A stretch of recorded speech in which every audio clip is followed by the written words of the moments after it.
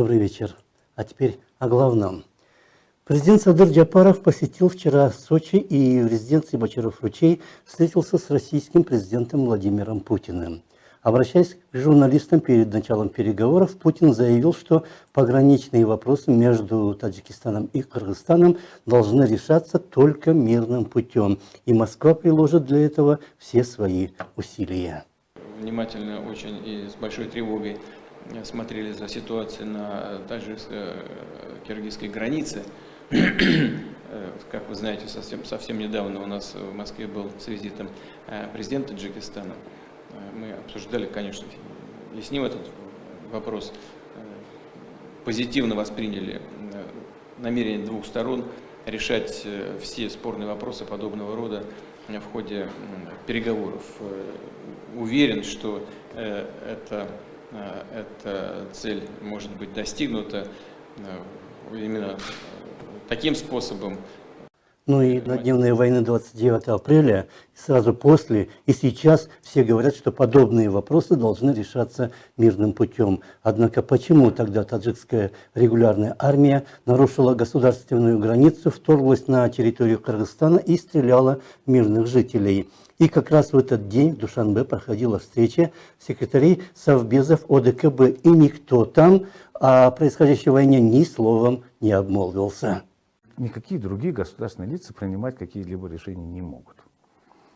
Во-вторых, насколько Таджикистан решился бы на такие действия, не имея... Вообще, в принципе, да. Да, вот, на такие полномасштабные войсковые операции с таким количеством жертв, вхождением в чужую территорию и так далее, без согласия крупных держав. Насколько мог бы он?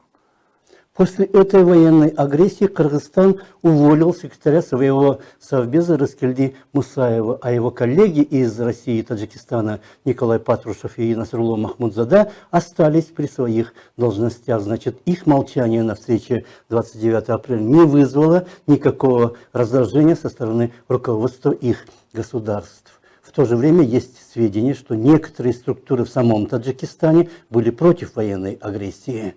То, оказывается, руководство ряда министерств, вот, например, МИД Таджикистана, был против этой акции. Ага. Да. И руководство МИДа не рекомендовало начать. Так же, как и руководство Министерства обороны. Почему? Оборона тоже был против? Да, оборона тоже было Министерство обороны Таджикистана. Почему? Потому что у них мобилизационные резервы, оказывается, недостаточные. Таджикский президент сразу после военного конфликта направился в Москву. Теперь к российскому президенту прибыл и кыргызский президент, что наглядно показывает, какую роль в подобных отношениях играет Кремль. Это понимать не только Кыргызстан и Таджикистан или другие страны, но и международные организации, вплоть до ООН, которые ограничились общими обращениями типа «нехорошо драться».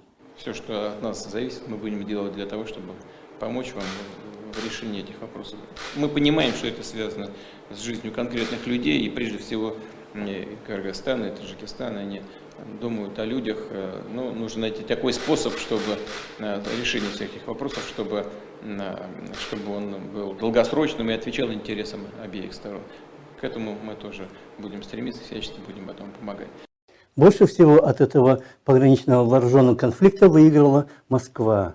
Это она регулирует конфликт. Это в Россию едут главы независимых республик, чтобы решать проблемы между собой. И благодарят Москву уже только за то, что она обратила на проблему внимание. И Кремль дает сигнал всему миру. Подобные вопросы лежат в его компетенции. Никто не должен вмешиваться, и все с этим соглашаются. Хочу выразить личную благодарность за ваше внимание, сопереживание относительно ситуации на кыргызско-таджикской границе. Особо хотелось бы отметить поддержку, оказанную вами народу Кыргызстана. Россия наш главный союзник и торгово-экономический партнер, поэтому надеюсь на проведение плодотворных переговоров по всем вопросам сегодня. Подобное надо уметь делать, и Москва это умеет. Вот в чем вопрос. Это была программа «О главном». Ее вел я, Нарын Аеп. Всего вам хорошего и до свидания.